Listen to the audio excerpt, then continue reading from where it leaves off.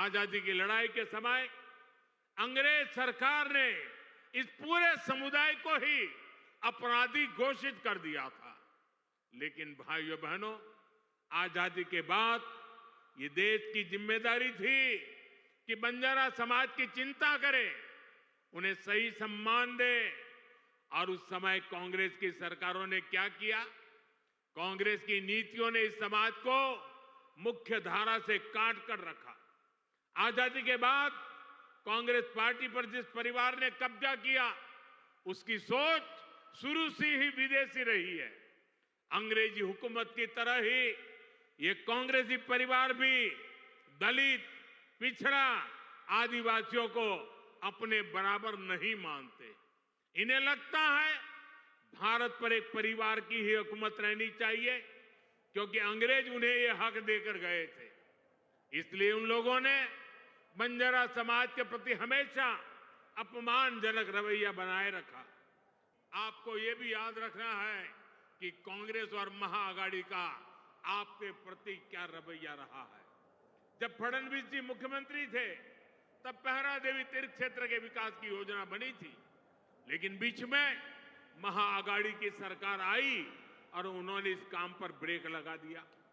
पहरा देवी तीर्थ क्षेत्र का विकास तब आगे बढ़ा जब महायुति शिंदे जी के नेतृत्व में फिर से यहां सरकार बनी।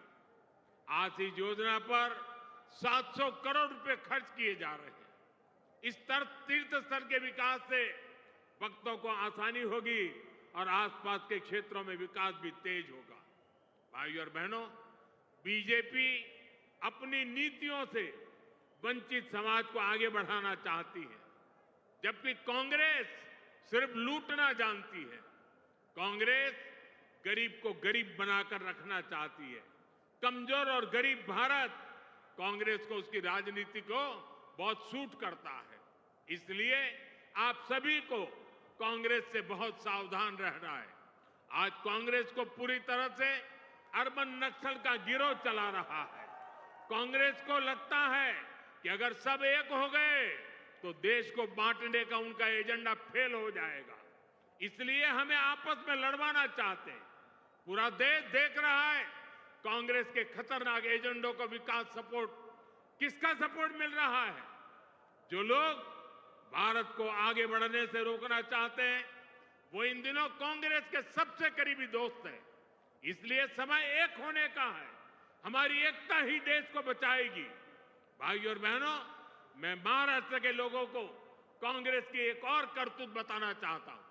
आपने खबरों में देखा होगा, अभी दिल्ली में हजारों करोड़ रुपए का ड्रग्स पकड़ा गया। और देखिए दुख की बात, इस ड्रग्स रैकेट का मुख्य सरगना कौन निकला? कांग्रेस का एक नेता उसका मुख्य सरगना निकला।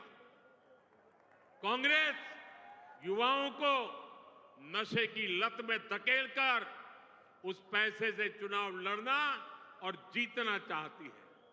हमें इस खतरे से सावधान रहना है और दूसरों को भी सावधान करना है।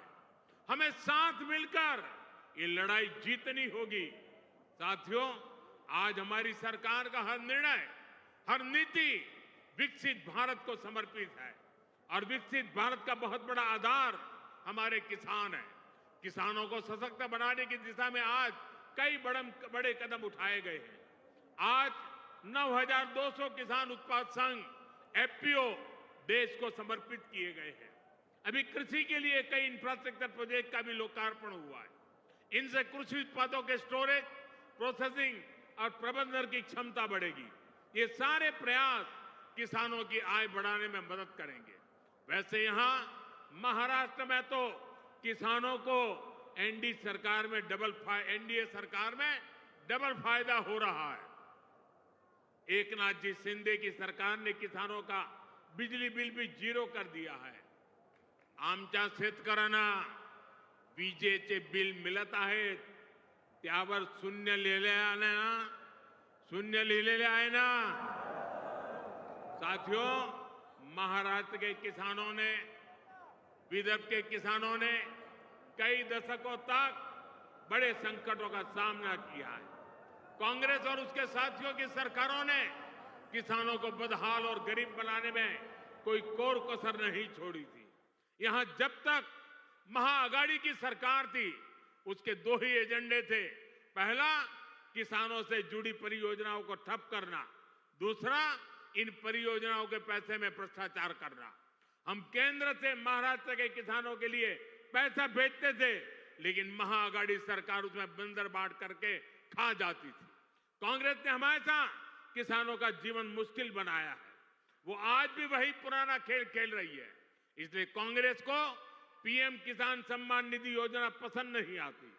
कांग्रेस इस योजना का मजाक उड़ाती है, किसानों को मिल रहे पैसों का विरोध करती है, क्योंकि किसानों के खातों में जा रहे पैसों से उनको जो कमाई करनी चाहिए, उनको जो कटकी करनी चाहिए, भ्रष्टाचार करना चाहिए, उसका अवसर नहीं रहा है। अगर आप ये खबर फेसबुक पर देख रहे हैं तो वीडियो को लाइक करके पेज को फॉलो करें। इसके अलावा अगर आप इस खबर से यूट्यूब के जरिए जुड़े हैं तो चैनल को सब्सक्राइब करके बेल आइकन दबाना बिल्कुल ना भूलें। नमस्कार।